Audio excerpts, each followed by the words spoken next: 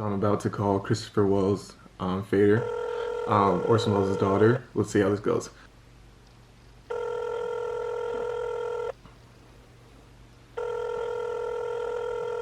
Hello, is this Mr. Wells? Now moving on to American, an Odyssey to 1947.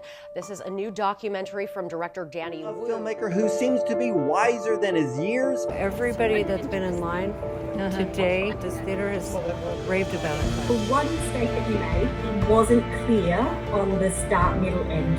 As time goes by, I started to get a little bit worried. I knew at the end of the day it will all work out. Quite frankly, I was totally disgusted. Danny Wu brought us a film that we should be talking about for years to come.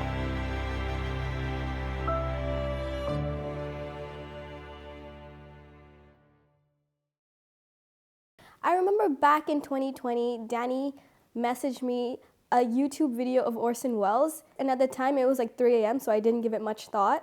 Originally, I wanted to make a YouTube video about the story of Orson Welles and why he was exiled from America. From the start, it was always supposed to be not even a film, just a little documentary on YouTube, nothing more than that.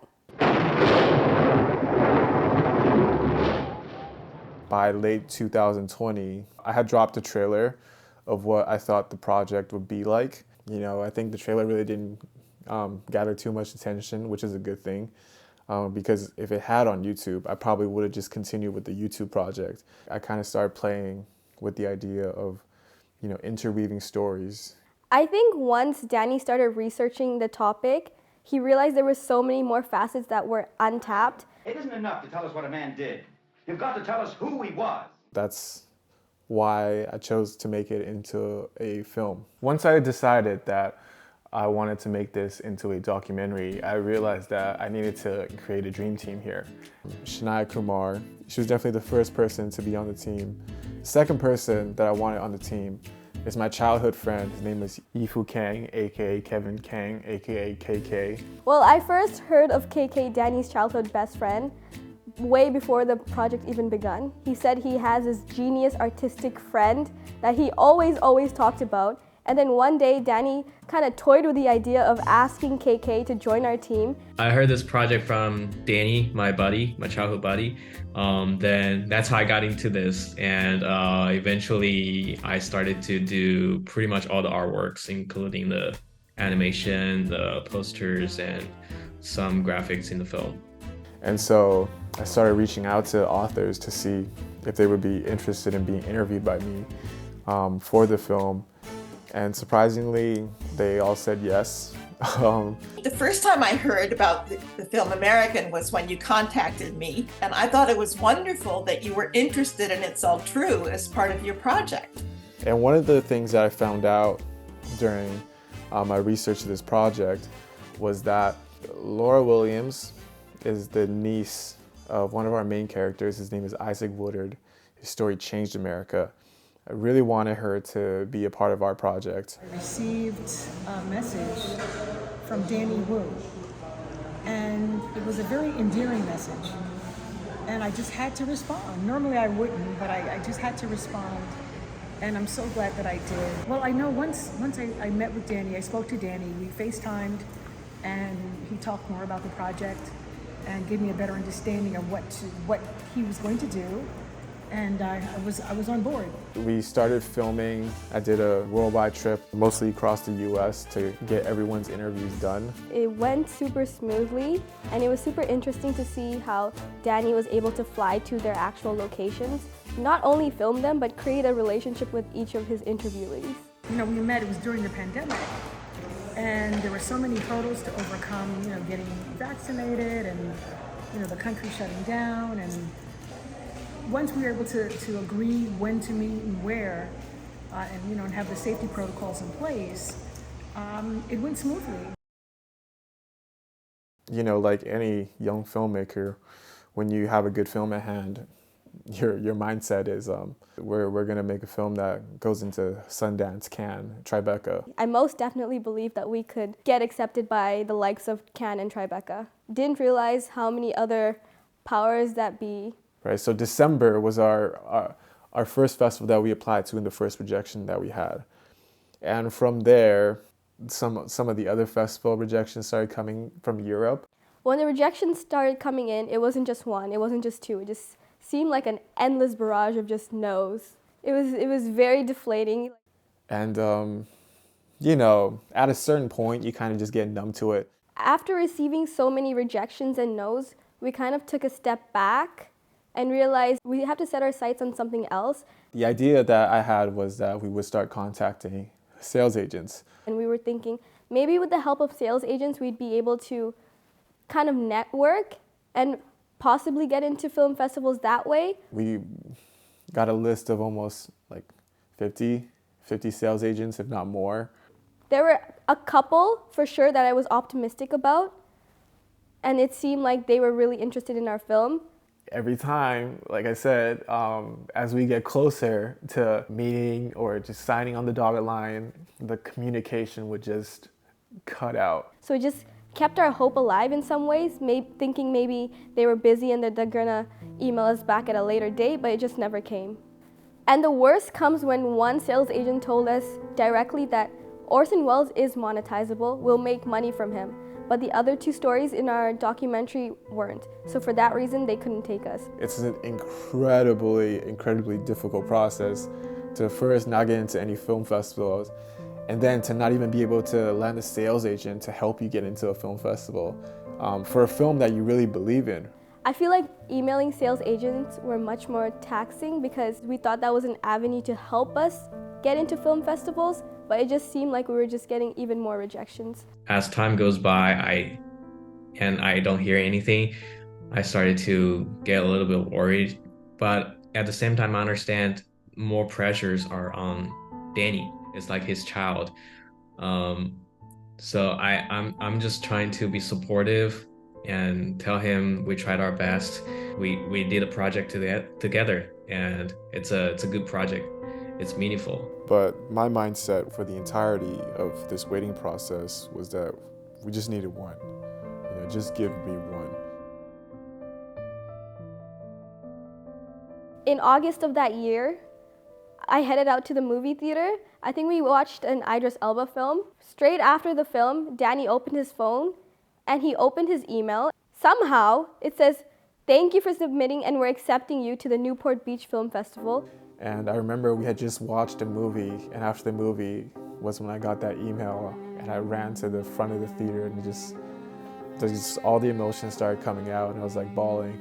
I totally feel him, because that's the same guy I saw locked himself for a year in his room, doing editing, doing texting, and all the arrangement. Everything just felt silent, and the whole world paused for a minute. It just felt like after all those rejections and no's that we finally had a lead, which was an indescribable feeling that I'll never forget. It was a festival that I really wanted to premiere at because it's in LA and it's in Newport Beach. That means that a lot of the cast members in our film would be able to attend. Like, I get goosebumps thinking about that moment right now because it was such a gratifying moment. At that point, we hit the vein of good luck. The week after that, we got into our second film festival at the Austin Film Festival. So we went from batting zero to having 2 film festival acceptances. And not having connections to get in, yet being selected, it's unbelievable. From having no festivals, nothing at all, to within a week getting 2 festivals, it was just a fantastic time. That's our task. Set this up.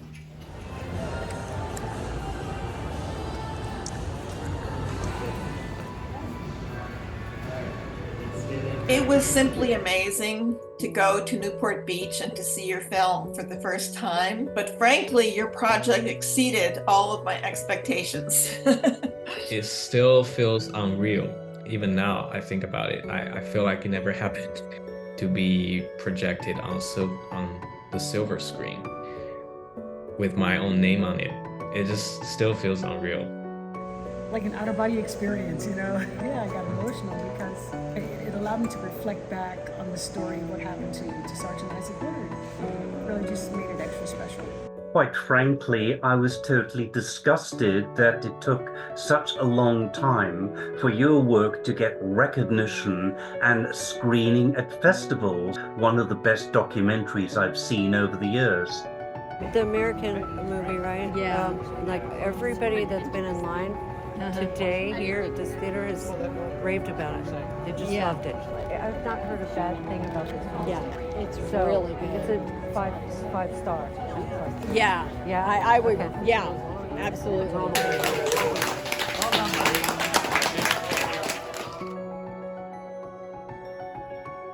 After Newport and Austin, it was completely silent again.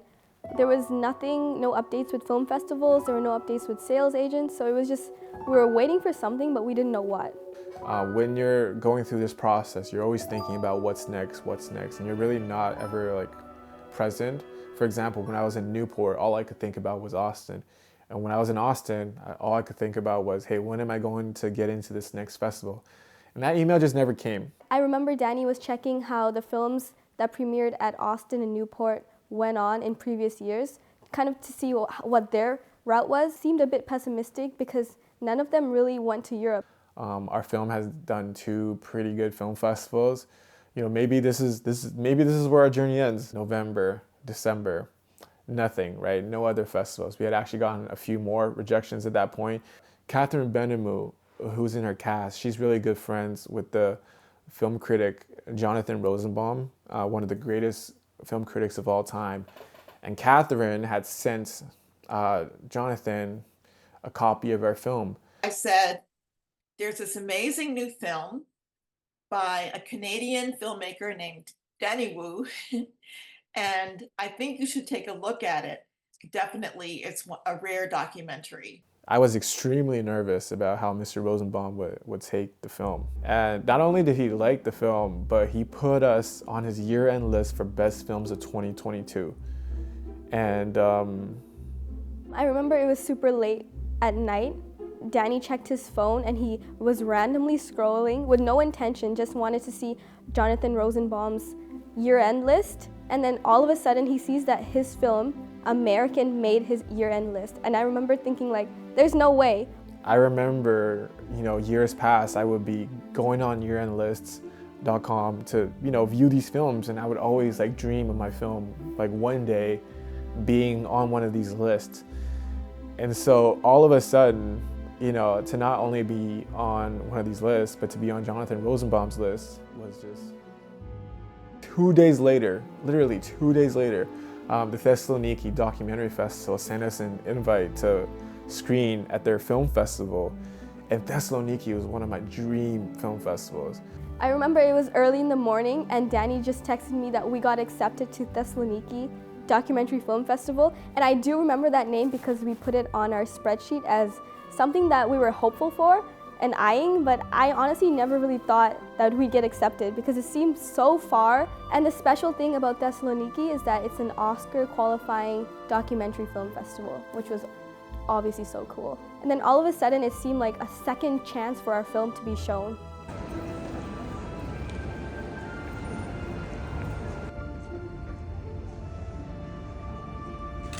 It's incredible just to be in the presence of such incredible filmmakers. Hope that it will generate conversation. Because once we can talk. So we just finished our screening. How did it go? Perfect. Perfect? Packed house, full. Did you expect it to be that packed? I did not. Yeah. They got it. They loved it. There was one person that was like, this is my favorite film. Yeah, someone said that to me too. Really? Yeah. Was it a guy? Yeah. Was it a younger person? Yeah. Okay, maybe yeah, it was the same guy. person. But still, I can't wait until it's in the theaters. Yeah, hopefully. Because that is going to make You a gotta have huge difference, yes.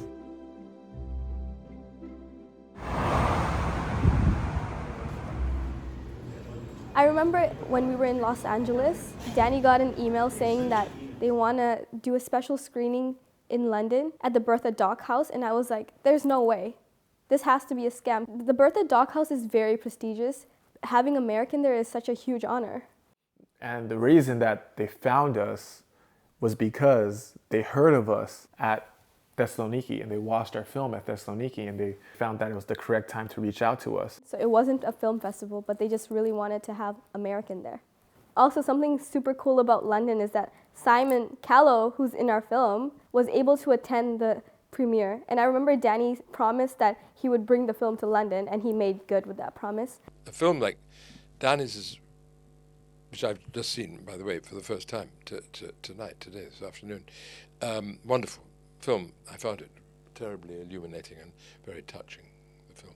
It's occurring to me you must have had quite a job wrangling your material. What were the influences on that? Did you have a couple of producers breathing down your neck, or not so much?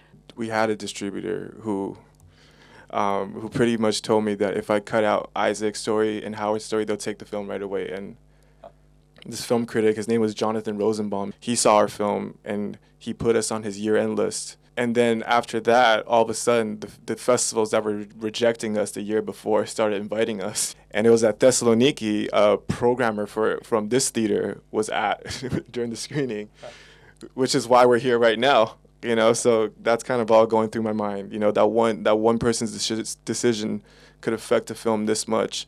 And so, you know, I'm just very, very grateful for this opportunity, but it's hard not to also imagine, you know, the other films that might not be getting this opportunity. So once we got the theatrical run in the UK, we were BAFTA qualified, but then we got an opportunity to be Oscar qualified, officially Oscar qualified, by doing a theatrical run in New York at Cinema Village. What was special about the New York screening, it was one of my favorite screenings because the crowd was so involved. Most of the audience was Isaac Woodard's family. They really understood the film at a different level, I feel. When this incredible document was finally done, and I pray for the world to see that we have to fight. I think New York is such a unique place, a meaningful place for us, for this film, because we actually had a lot of stories happened in New York. I live here in Manhattan, the Upper West Side, and I literally saw a strip of Central Park West in that, and it just resonated with me so deeply. And watching it in a theater in New York City is just like, that's perfect. When you told me the location where the film was showing in New York, I realized that it was Christopher Welles' Bader's neighborhood. That's Welles' eldest daughter.